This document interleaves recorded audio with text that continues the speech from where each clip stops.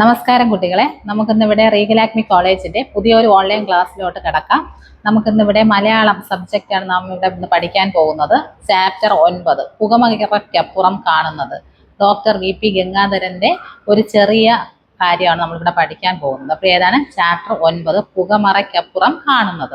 ഇതിൽ മെയിനായിട്ട് നമുക്ക് പഠിക്കാനുള്ളത്, ഇതിൽ നമ്മുടെ ഡോക്ടർ വി.പി. ഗംഗാധരൻ എന്ന് പറയുന്ന ഒരു മഹാനായ ഒരു ഡോക്ടറാണ്.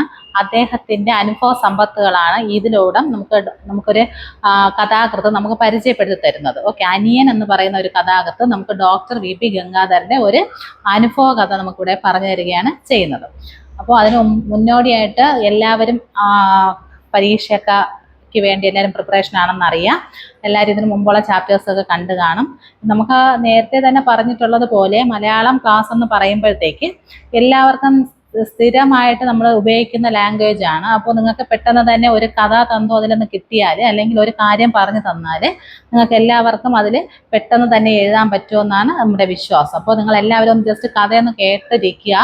കഥയിൽ ഇതൊരു അനുഭവ കഥയാണ്. അപ്പോൾ അത് കേട്ടിരിക്കുക. അതിനുശേഷം നിങ്ങളുടേതായ ശൈലിയിൽ നിങ്ങൾക്ക് എന്ത് ചെയ്യാൻ പറ്റും, എഴുതാൻ പറ്റും. എല്ലാ പ്രാവശ്യം പറയുന്നത് പോലെയാണ്. മലയാളം എന്ന് പറഞ്ഞാൽ ഈസി സബ്ജക്റ്റ് ആണ്, പെട്ടെന്ന് പാസ്സാവാൻ പറ്റും. അപ്പോൾ ജസ്റ്റ് ഒന്ന് അതിൻ്റെ കഥാതന്തു എന്താണ് നമുക്ക് അറിഞ്ഞിരിക്കാം.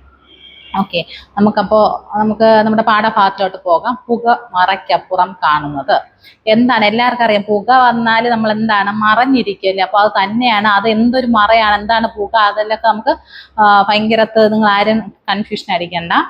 നമുക്കിവിടെ പറയാൻ പോകുന്നത്, ആദ്യം നമുക്കിതിലെ കഥ നമ്മൾ എഴുതുന്ന ആളുടെ ഒരു കാര്യം നമുക്ക് പറഞ്ഞു പോകാം. Doctor VP. ഗംഗാധരൻ ഡോക്ടറാണ്. അദ്ദേഹം ഒരു അർബുദ ചികിത്സാ വിദഗ്ധനാണ്. അതായത് പലതരം റീജിയണൽ ക്യാൻസർ സെൻ്ററുകളിലും ക്യാൻസറിന് വേണ്ടിയിട്ടുള്ള പേഷ്യൻസിനെ പരിചയിച്ച് പിന്നെ അവർക്ക് വേണ്ടി ഒത്തിരി വിജയങ്ങൾ കൊയ്ത ഒരു മഹാനായ ഡോക്ടറാണ് ഡോക്ടർ വി.പി. ഗംഗാധരൻ. നമ്മൾ തിരുവനന്തപുരത്തെ റീജിയണൽ ക്യാൻസർ സെൻ്ററിലൊക്കെ അദ്ദേഹം സേവനം അനുഷ്ഠിച്ചിട്ടുണ്ട്. അപ്പോൾ അദ്ദേഹത്തിൻ്റെ ഒരു അനുഭവ കഥയാണ്, അല്ലെങ്കിൽ നടന്ന സംഭവമാണ് ഇതിൽ നമുക്ക് വിവരിച്ചിട്ടുള്ളത്. ഇതിൽ നമുക്ക് ആദ്യം കാണാൻ സാധിക്കുന്നത് പല ജീവിത സാഹചര്യങ്ങളിൽ നിന്ന് വന്ന ഒട്ടേറെ പേഷ്യൻസ്, അതായത് രോഗികളുമായിട്ട് അദ്ദേഹം സംസാരിച്ചിട്ടുണ്ട്, ഇടപഴകിയിട്ടുണ്ട്, അദ്ദേഹം ചികിത്സിച്ചിട്ടുണ്ട്. പക്ഷെ ഇതിൽ നമുക്ക് കഥയിൽ പറയുന്നത് മനോജ് എന്ന് പറയപ്പെടുന്ന ഒരു 25-കാരൻ്റെ കാര്യമാണ്. അതായത് അദ്ദേഹം ഒരു MD വിദ്യാർത്ഥിനിയാണ്, അതായത് ഡോക്ടറാണ്. അപ്പോൾ അദ്ദേഹത്തിന് 25 വയസ്സാണ് പ്രായം. മനോജ് എന്നാണ് അദ്ദേഹത്തിന്റെ പേര് വരുന്നത്. അദ്ദേഹത്തിന്റെ പേരൻസ്, അതായത് മാതാപിതാക്കളും ഡോക്ടറാണ്. അതായത് ഡോക്ടർ നവദമ്പതികളുടെ ഒറ്റ മോനാണ് ആര്, മനോജ് എന്ന് പറയുന്നത്. അദ്ദേഹത്തിന്റെ ആ ഡോക്ടറിന്റെ ചികിത്സയുമായി ബന്ധപ്പെട്ട് ഗംഗാധരൻ ഡോക്ടറെ കാണാൻ വരുന്നുണ്ട്. അപ്പോൾ ഗംഗാധരൻ ഡോക്ടർ എന്ന് വെച്ചാൽ പല ചികിത്സകൾ നടത്തിയിട്ടുള്ള ഒരു മഹാനായ വ്യക്തിയാണ്. അദ്ദേഹത്തിന്റെ ആ ഒരു പ്രതീക്ഷയിൽ ഫസ്റ്റ് ഇവര് സംശയം എന്നോണമാണ് ക്യാൻസർ ഉണ്ട് എന്ന് അറിഞ്ഞിട്ടാണ് ഗംഗാധരൻ ഡോക്ടറെ കാണാൻ വരുന്നതും. അവിടെ വെച്ച് പലതരം ടെസ്റ്റുകൾ മുഖേന നടത്തി കഴിയുമ്പോഴത്തേക്ക് മനോജിന് ക്യാൻസർ ആണെന്ന് അറിയുകയും ചെയ്യുന്നു. പക്ഷേ അത് അംഗീകരിക്കുവാൻ അദ്ദേഹത്തിന്റെ മാതാപിതാക്കൾ തയ്യാറാകുന്നില്ല. ആരുടെ?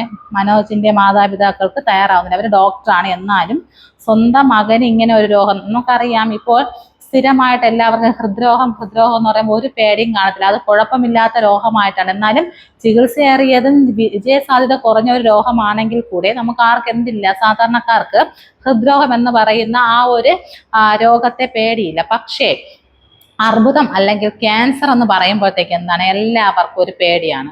അവർക്ക് എന്താണ്, അത് നമ്മൾ ആ ഒരു രോഗിയെ കാണുമ്പോൾ നമുക്കൊരു സഹതാപമായിരിക്കാം, അല്ലെങ്കിൽ എന്താണ്, ഇനി രക്ഷപ്പെടില്ല എന്നുള്ള മനോഭാവമായിരിക്കാം. ആ ഒരു ചിന്താഗതിയാണ് ക്യാൻസർ പേഷ്യൻറ്റുകളോട് നമ്മൾ കാണിക്കുന്നതായാലും അവർക്ക് തന്നെ സ്വയം, അതായത് മറ്റുള്ളവരെ കാണിക്കുന്നത് കാണുമ്പോൾ അവർക്ക് തന്നെ ഒരു ചെറുതായിട്ടൊരു ഭയവും തോന്നാറുണ്ട്. അപ്പോഴത്തേക്ക് അങ്ങനെയുള്ള ആ രോഗലക്ഷണം വന്നപ്പോഴത്തേക്ക് ആ ഡോക്ടർ ആയിരുന്നിട്ട് കൂടി മനോജിന്റെ മാതാപിതാക്കൾ ഇത് അക്സെപ്റ്റ് ചെയ്യാൻ തയ്യാറാകുന്നില്ല. ഓക്കെ, എൻ്റെ മകന് അർബുദമാണ്, രോഗം ഇതാണ്, നല്ലൊരു ചികിത്സ ആവശ്യമാണെന്ന് തയ്യാറാകുന്നില്ല.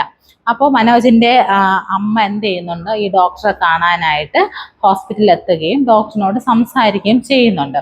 സാധാരണയായത്തെ പോലെ തന്നെയാണ്. അവർ ഡോക്ടർ എന്ന് പറഞ്ഞിട്ട് പ്രത്യേകതയൊന്നുമില്ല. ഒരു സ്വന്തം ഒരു മകൻ എങ്ങനെയാണ് ഒരു അസുഖം പിടിപെടുന്നത്, അതുപോലെ തന്നെ മാനസിക സംഘർഷത്തിലൂടെയാണ് ആ അമ്മ ഗംഗാധരൻ ഡോക്ടറെ കാണാൻ വരുന്നത്. അവരുടെ സംഭാഷണ മധ്യേ അവർ പറയുന്നുണ്ട് ഡോക്ടർ ഒരിക്കൽ കൂടി ഒന്ന് ടെസ്റ്റ് ചെയ്ത് നോക്കണം, ഇങ്ങനെയാണ് എൻ്റെ മകൻ അതൊന്നും കാണത്തില്ല, നമുക്ക് തെറ്റുപറ്റിയതായിരിക്കാം എന്നൊക്കെ പറയുന്നുണ്ടെങ്കിലും അവസാനം എന്താണ്, അത് ഗംഗാധരൻ ഡോക്ടറിന്റെ ആ ഒരു റിപ്പോർട്ടാണ് ശരിവെക്കുന്നത്.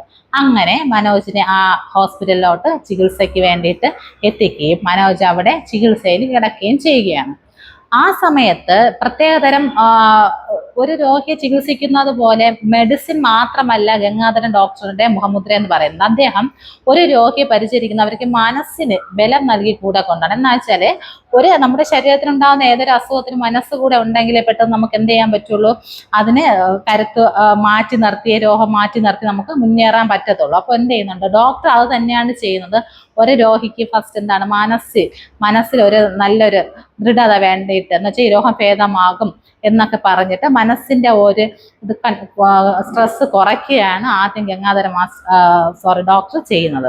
അതുപോലെ തന്നെ മനോജിന്റെ കൂടെയുള്ള സംസാര മധ്യേ പല പല ടെസ്റ്റുകൾക്കും വിധേയമാകും. ഓരോ ദിവസം കഴിയുന്നതോറും മനോജിന്റെ നില എന്താണ്, ഇംപ്രൂവ്മെന്റ് ചെയ്തു വരുന്നുണ്ട്. പക്ഷേ മനോജ് കുറച്ച് ദിവസങ്ങൾക്ക് ശേഷം മനോജിന് ചികിത്സാ രീതികൾ, അതായത് ആ ഒരു ട്രീറ്റ്മെന്റിനോട് ഒരു അസാധാരണമായ രക്ഷപ്പെടില്ല എന്ന മനോഭാവം മനോജിന് വരുന്നുണ്ട്. ആ സമയത്ത് ഗംഗാധര ഡോക്ടർ എന്ത് ചെയ്യുന്നുണ്ട്, മനോജിനെ സന്ദർശിക്കുമ്പോഴത്തേക്ക് അവിടത്തെ, അതായത് അദ്ദേഹത്തിന്റെ മനോജിന്റെ ജീവിത സാഹചര്യങ്ങൾ പറയുന്നുണ്ട്. ഒരു കുട്ടി, നമുക്കറിയാം സാധാരണ ഒരു കുടുംബത്തിൽ അച്ഛൻ, അമ്മ അല്ലെങ്കിൽ ആ കുടുംബം മൊത്തം എന്താണ്, ഒരു കുട്ടി വളരുമ്പോഴത്തേക്ക് അവർക്ക് ഫുഡ് ഉണ്ടാക്കി കൊടുക്കുന്നു, ആ കുട്ടിക്ക് വേണ്ട പരിചരണങ്ങൾ നൽകുന്നു, കുറച്ച് സമയം അവരോട് സ്പെൻഡ് ചെയ്യുന്നു. ഇതൊക്കെയാണ് എല്ലാ കുട്ടികളും ആഗ്രഹിക്കുന്നത് അല്ലെ, മാതാപിതാക്കൾ അവരുടെ മക്കളുടെ അടുത്ത് കൂടെ സ്പെൻഡ് ചെയ്യണം. പക്ഷേ മനോജിന്റെ അവസ്ഥ വളരെ വ്യത്യസ്തമായിരുന്നു. കാരണം ഒറ്റപ്പെട്ടു പോയ ഒരു ജീവിതമായിരുന്നു മനോജിന്. അതായത് പേരൻസ് രണ്ടും, അച്ഛനും അമ്മയും, മാതാപിതാക്കൾ എന്താണ്, ഡോക്ടേഴ്സാണ്. അവർ അവരുടേതായ തിരക്കുകളിലും അവരുടെ പേഷ്യൻസിന് വേണ്ടിയിട്ടുള്ള ആ ഒരു നെട്ടോട്ടത്തിലുമായിരുന്നു മനോജിന്റെ മാതാപിതാക്കൾ ഉണ്ടായിരുന്നത്. അപ്പോഴത്തേക്ക് ഈ മകന് വേണ്ടിയിട്ട് കുറച്ച് സമയം സ്പെൻഡ് ചെയ്യാനോ, ആ കുട്ടിക്ക് വേണ്ടിയിട്ട് ഭക്ഷണം പാകം ചെയ്യാനോ, കുട്ടിയെ സ്കൂളിൽ വിടാനോ, അങ്ങനത്തെ ഒരു കാര്യത്തിനും ആർക്ക് സമയം കണ്ടെത്താൻ പറ്റുന്നില്ല, സ്വന്തം മാതാപിതാക്കൾക്ക് സമയം കണ്ടെത്താൻ പറ്റുന്നില്ല. അതിലൂടെ മനോജ് എന്ത് ചെയ്യുകയാണ്, ഒറ്റപ്പെട്ടു പോകുന്ന ഒരു പ്രവണത ഉണ്ടാകുകയാണ് ചെയ്യുന്നത്. ഒരു ഫുഡിന് വേണ്ടിയിട്ടായാലും വീട്ടിനടുത്തുള്ള ഒരു റെസ്റ്റോറൻറ്റ് അല്ലെങ്കിൽ ഒരു ബേക്കറി ചെന്നിട്ട് അദ്ദേഹം എന്താണ് ചെയ്യുന്നത്, മനോജ് കുട്ടിക്കാലം തൊട്ട് ഡ്രിങ്ക്സും ഐസ്ക്രീം ഒക്കെ ജങ്ക് ഫുഡ് മാത്രമാണ് അദ്ദേഹം എന്ത് ചെയ്യുന്നത്, കഴിച്ചിരുന്നത്. അതിനുള്ള കാശ് മാതാപിതാക്കൾ കൊടുക്കുമായിരുന്നു. എല്ലാ ആവശ്യങ്ങൾക്കും എന്താണ്, അവർ ഫുൾ സപ്പോർട്ടാണ്, കാരണം കാശുണ്ട്. പക്ഷെ എന്താണ്, ആ ഒരു മാതാപിതാക്കളിൽ നിന്ന് കിട്ടേണ്ട സ്നേഹം ആർക്ക് കിട്ടുന്നില്ല, മനോജിന് കിട്ടുന്നില്ല എന്നുള്ളതാണ് യഥാർത്ഥം. എപ്പോഴും മനോജ് ആ ഒരു ഒറ്റപ്പെട്ട സാഹചര്യത്തിൽ വളർന്നു. ഫുഡിൻ്റെയൊക്കെ പര്യാപ്തത, അതായത് ഇങ്ങനെ ജങ്ക് ഫുഡ് കഴിക്കുന്നതിലൂടെയും പിന്നീട് അദ്ദേഹം എന്ത് ചെയ്യുന്നു, പഠിച്ച് കോളേജിലോട്ട് എത്തുകയും ആ സമയത്ത് അവിടെ ഫ്രണ്ട്സുമായിട്ട് കൂടി ചേർന്ന് ലഹരി പദാർത്ഥങ്ങൾ ഉപയോഗിക്കുകയും ചെയ്യുന്നുണ്ട്. ഈ ലഹരി അപ്പോൾ ആ സമയത്തും, ആ സുഖമില്ലാതെ കിടന്ന സമയത്തും മനോജ് ഡോക്ടറിനോട് പറയുന്നത് താൻ ലഹരി പദാർത്ഥങ്ങൾ ഉപയോഗിച്ചിട്ടുണ്ട്, പക്ഷേ വലിയ തോതിലുള്ള ലഹരിയൊന്നും താൻ ഉപയോഗിച്ചിട്ടില്ല. അതിനുള്ള കാശ് മുഴുവൻ തരുന്നത്, അതായത് തനിക്ക് ജീവിക്കാനുള്ള അല്ലെങ്കിൽ തനിക്ക് സാധനങ്ങൾ വാങ്ങാനുള്ള കാശുകൾ തരുന്നത് എൻ്റെ മാതാപിതാക്കൾ തന്നെയാണ്. ആ സന്ദർഭത്തിൽ ഗംഗാധരൻ ഡോക്ടർ മനസ്സിലാവുന്നത് അദ്ദേഹത്തിന്റെ മാതാപിതാക്കളെ അദ്ദേഹം അത്രയ്ക്ക് പകയോടുകൂടെയാണ് കാണുന്നത്. എന്ന് വെച്ചാൽ തൻ്റെ കാര്യങ്ങൾ നോക്കാതെ പണത്തിന് വേണ്ടി മാത്രം പൊയ്ക്കൊണ്ടിരിക്കുന്നു, പണം മാത്രം ലക്ഷ്യമിട്ട് തന്നെ വളർത്തുന്നു, തൻ്റെ കാര്യങ്ങൾ ശ്രദ്ധിക്കുന്നില്ല. അങ്ങനത്തെ കാര്യങ്ങൾ നോക്കുമ്പോൾ ആ ഒരു മനോജ് എന്ന് പറയുന്ന ആ ഒരു യൗവനക്കാരനായ ആ യുവാവിന് തൻ്റെ മാതാപിതാക്കളോട് ഇപ്പോഴും എന്താണുള്ളത്, ഒരു അസംതൃപ്തി, തന്നെ നോക്കുന്നില്ല എന്നുള്ള ഒരു മനോഭാവവും ഒരു പകയുമാണ് ആ മനസ്സിൽ ആർക്ക് കാണാൻ സാധിക്കുന്നത്, നമ്മുടെ മാസ്റ്ററിനെ കാണാൻ സാധിക്കുന്നത്. ആ സമയം അത്രയും ഗംഗാധരൻ ഡോക്ടറിന്റെ കൈ പിടിച്ചുകൊണ്ട് അദ്ദേഹം സംസാരിക്കുകയാണ്. ഇങ്ങനെ ലഹരി പദാർത്ഥങ്ങൾ തുടങ്ങി അദ്ദേഹം MD പൂർത്തിയാക്കുന്നു, നല്ലൊരു ജോലിയിലോട്ട് കയറാൻ സമയത്ത് എന്ത് ചെയ്യുന്നുണ്ട്, ഈ ഒരു രോഗം പിടിപെടുന്നതും ഹോസ്പിറ്റലൈസ്ഡ് ആവുന്നതും ഈ സമയത്താണ്. ഇത്രയും പറഞ്ഞ് ഡോക്ടർ എന്ത് ചെയ്യുന്നുണ്ട്, ഇയാളെ ആശ്വസിപ്പിക്കുന്നുണ്ട്. മിക്ക കുടുംബങ്ങളിൽ ഇങ്ങനെയാണെന്ന് പറഞ്ഞും നമുക്കിനി പുതിയ പുതിയ ജീവിതങ്ങളുണ്ട് എന്ന് പറഞ്ഞതിന് ശേഷം ഗംഗാധരൻ ഡോക്ടർ അവിടെ നിന്ന് ഡോക്ടർ എന്ത് ചെയ്യുന്നുണ്ട്, ഇറങ്ങി നെക്സ്റ്റ് പേഷ്യന്റിനെ കാണാൻ പോകുന്നുണ്ട്. കുറച്ച് ദിവസങ്ങൾക്ക് ശേഷം രോഗി നില, അതായത് നേരത്തെ ഇപ്പോൾ ഡോക്ടർ ചികിത്സിച്ചുകൊണ്ടിരിക്കുകയാണ്, പക്ഷെ നില അത്ര പൂർണ്ണമായും നല്ല രീതിയിലല്ല പോകുന്നതെന്ന് തോന്നുകയും ഒരു ദിവസം ഡോക്ടർ ഇങ്ങനെ പരിചരണത്തിന് വേണ്ടിയിട്ട് വരുമ്പോഴത്തേക്കും ആ റൂം ഫുൾ എന്താണ്, പുക, അതായത് സിഗരറ്റിന്റെ എന്തോ ഒരു സ്മെല്ല് ആർക്ക് അനുഭവപ്പെടുന്നുണ്ട്. നമ്മുടെ ആ റൂമിലോട്ട് കയറുമ്പോഴത്തേക്ക് നമ്മുടെ ഡോക്ടറിന് അനുഭവപ്പെടുന്നുണ്ട്. നോക്കുമ്പോഴത്തേക്ക് അമ്മ അവിടെ നിന്ന് ഇറങ്ങി പോകുന്നുണ്ട്. ആ രോഗിയുടെ മനോജിന്റെ തൊട്ടടുത്ത് ഒരു സ്ത്രീ, അതായത് അനിയത്തി എന്ന് തോന്നിപ്പിക്കുന്ന ഒരു സ്ത്രീ, അതായത് ഒരു യുവതി അവിടെ നിൽക്കുന്നുണ്ട്. അപ്പോൾ ഗംഗാധരൻ ഡോക്ടറിന് തോന്നുന്നത് അനിയത്തിയാണെന്നാണ്. പക്ഷേ ആ സമയത്താണ് ഡോക്ടർ തിരിച്ചറിയുന്നത് ഇവിടെ ഈ ട്രീറ്റ്മെന്റ് സമയത്തും ലഹരി പദാർത്ഥം, അതായത് ഇഞ്ചക്ഷൻ ഉപയോഗിക്കുന്നുണ്ട്, ഡ്രഗ്സ് യൂസ് ചെയ്യുന്നുണ്ട് എന്ന് ഡോക്ടറിന് മനസ്സിലാവുകയും ഡോക്ടർ പുറത്തിറങ്ങിയതിന് ശേഷം മാതാപിതാക്കളോട്, അതായത് അമ്മ, ഡോക്ടർ അതായത് മനോജിന്റെ അമ്മയോടത്ത് എന്ത് ചെയ്യുന്നുണ്ട്, സംസാരിക്കുന്നുണ്ട്. ആ സമയത്താണ് മനോജിന്റെ അമ്മ മകനെ കുറിച്ച് പറയുന്നത്. എന്താണ്? എല്ലാ കാര്യങ്ങൾക്കും ഞങ്ങൾ തന്നെയാണ് അവന് കാരണം. എൻ്റെ മകനെ പൂർണ്ണമായും എനിക്ക് ശ്രദ്ധിക്കാൻ പറ്റിയിട്ടില്ല. അവൻ്റെ എല്ലാ കാരണത്തിനും ഞാനാണ്. അവ എങ്ങനെയെങ്കിലും ഈ സമയത്തേക്കെങ്കിലും കുറച്ച് ആശ്വാസം കിട്ടട്ടെ എന്നുള്ള ഒരു ഉദ്യമത്തിന് വേണ്ടി, അതായത് ആ ഒരു ഉദ്ദേശത്തോടു കൂടെയാണ് താൻ തൻ്റെ മകൻ്റെ സന്തോഷത്തിന് വേണ്ടിയാണ് ഇപ്പോഴും ഡ്രഗ്സ് യൂസ് ചെയ്യാൻ മകന് കൊടുക്കുന്നുണ്ടെന്നും അമ്മ മുഖേനയാണ് എന്ത് ചെയ്യുന്നത്, ആ ഡ്രഗ്സ് അല്ലെ ഇവിടെ ഒരു ഹോസ്പിറ്റലൈസ് ആകുന്ന ഒരു രോഗിക്ക് സ്വന്തമായിട്ട് ചെന്ന് എന്തെങ്കിലും വാങ്ങാനുള്ള കഴിവുണ്ടോ? ഇല്ല. അപ്പോഴെന്താണ് അവിടെ ഇതിന് വേണ്ടി ചെയ്യുന്നത് ആരാണ്? അമ്മ തന്നെയാണ് അല്ലെ. അമ്മ എന്ത് ചെയ്യുന്നുണ്ട്, മകനെ സഹായിക്കും, മകന്റെ സന്തോഷത്തിന് വേണ്ടിയിട്ട് എന്ത് ചെയ്യുന്നുണ്ട്, അനുസരണയായിട്ട് അവിടെ കിടക്കാൻ വേണ്ടിയിട്ട് അത്രയേറെ പണം മുടക്കി എന്ത് ചെയ്യുന്നുണ്ട്, ലഹരി പദാർത്ഥങ്ങൾ, ഡ്രഗ്സ് യൂസ് ചെയ്യാൻ വേണ്ടിയിട്ട് അമ്മയാണ് മകനെ സഹായിക്കുന്നുണ്ട്. അത് എത്ര വലിയ തെറ്റാണെന്ന് അറിയാമോ എന്ന് നമ്മുടെ ഡോക്ടർ ചോദിക്കുമ്പോഴത്തേക്കും അമ്മയുടെ തല കുനിയുകയും ചെയ്യുന്നു. അവരൊരു ഡോക്ടറാണ് അല്ലേ.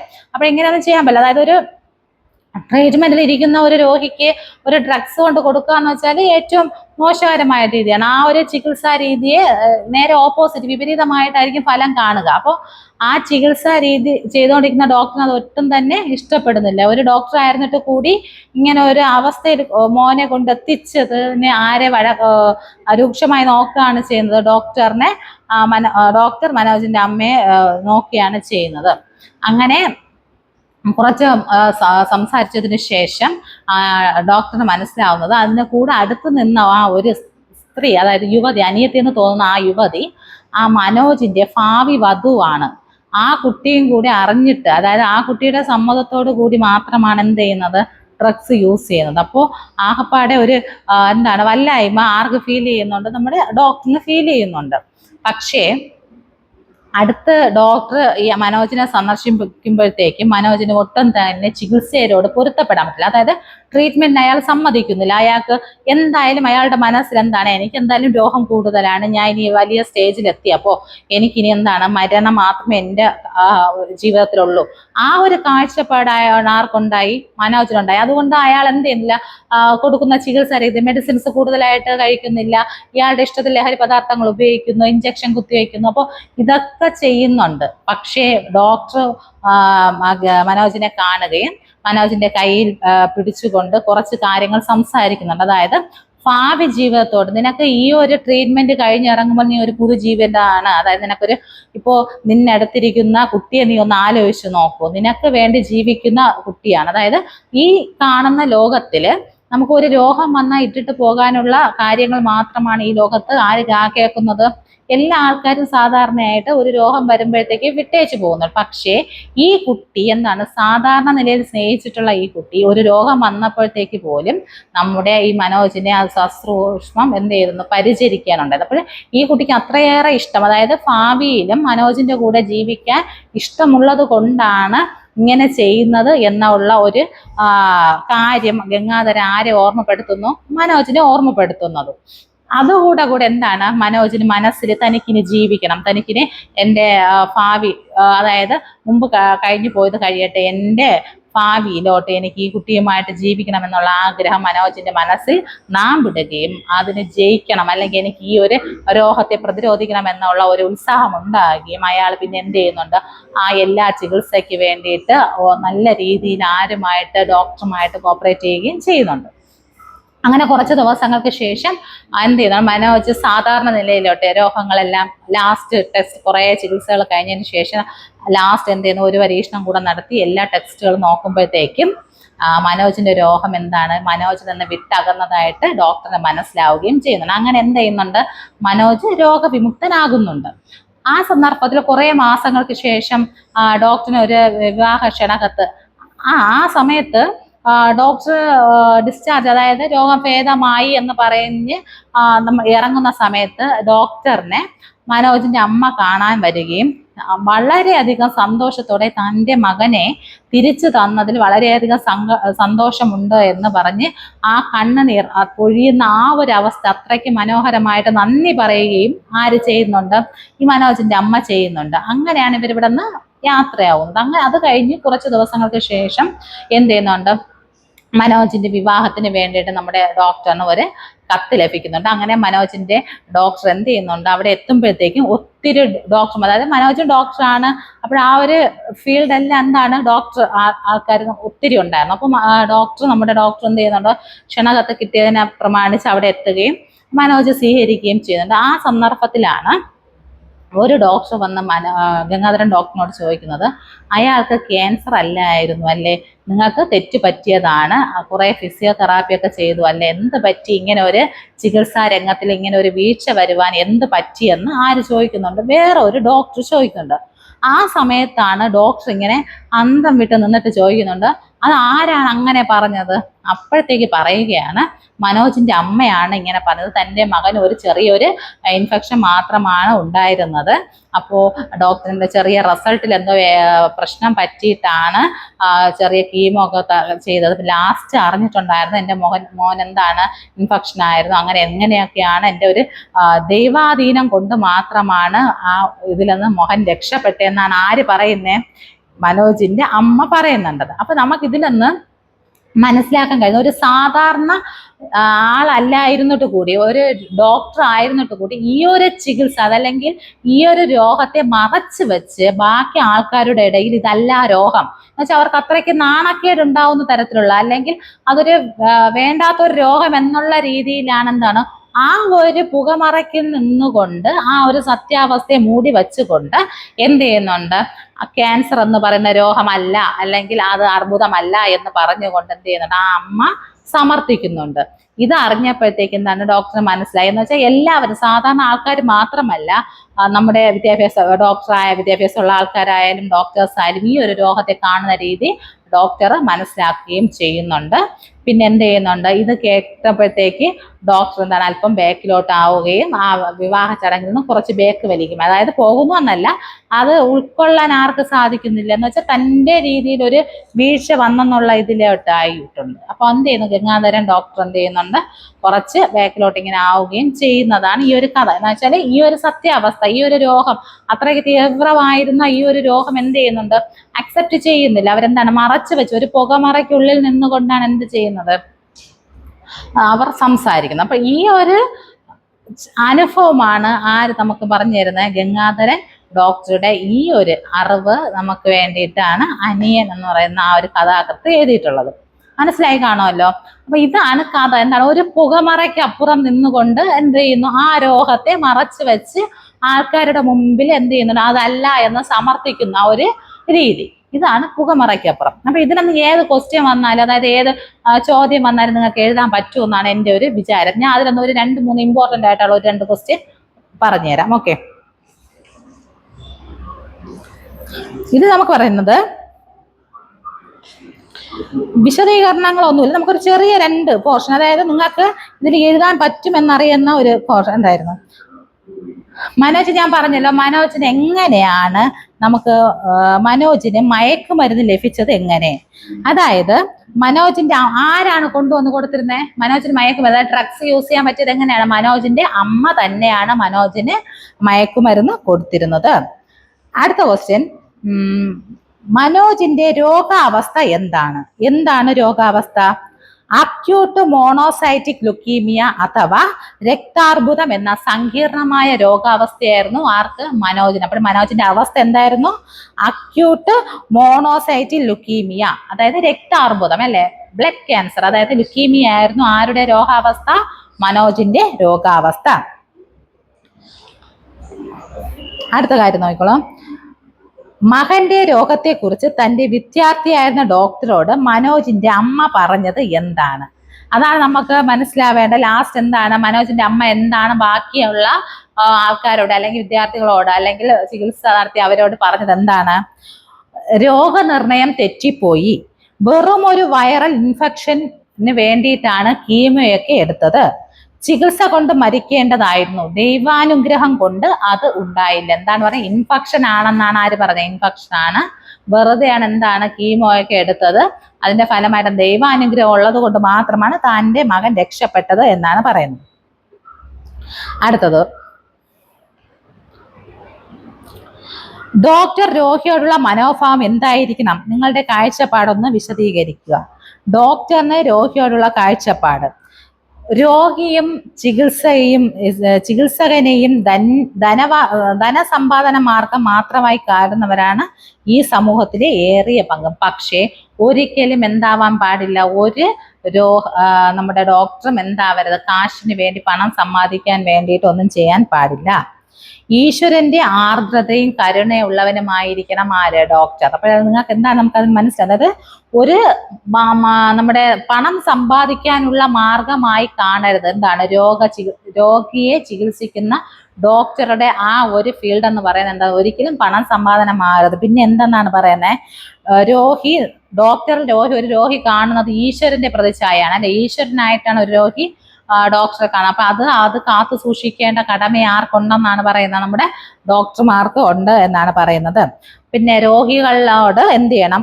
മനുഷ്യത്തോടെ സംവദിക്കാൻ കഴിയണം. അതായത് അവരോട് മനുഷ്യത്വമോടെ പെരുമാറാനും സംസാരിക്കാനുള്ള കഴിവ് ഒരു ഡോക്ടറിന് ഉണ്ടായിരിക്കണം. പിന്നെ അടിസ്ഥാനപരമായി വലിയവനോ ചെറിയവനോ എന്ന ഒരു ഭാവഭേദം ഉണ്ടാവാൻ പാടില്ല. അതായത് ഒരു തരംതിരിവ് അവിടെ ആ ഒരു ഡോക്ടറിന് ഉണ്ടാവാൻ പാടില്ല എന്നൊക്കെയാണ് എന്താണ് നമുക്ക് ഒരു ഡോക്ടർ എന്ന നിലയിൽ ഒരു സാധാരണക്കാരൻ എന്ത് ചെയ്യുന്നത് മനസ്സിലാക്കേണ്ട കാര്യങ്ങൾ. അതായത് അവർ വിചാരിക്കുന്നത് അങ്ങനെയാണ്. അപ്പോൾ ഇങ്ങനെയൊക്കെയുള്ള കുറച്ച് ക്വസ്റ്റ്യങ്ങൾ നമ്മൾ ഈ പറഞ്ഞത് തന്നെയായിരുന്നു.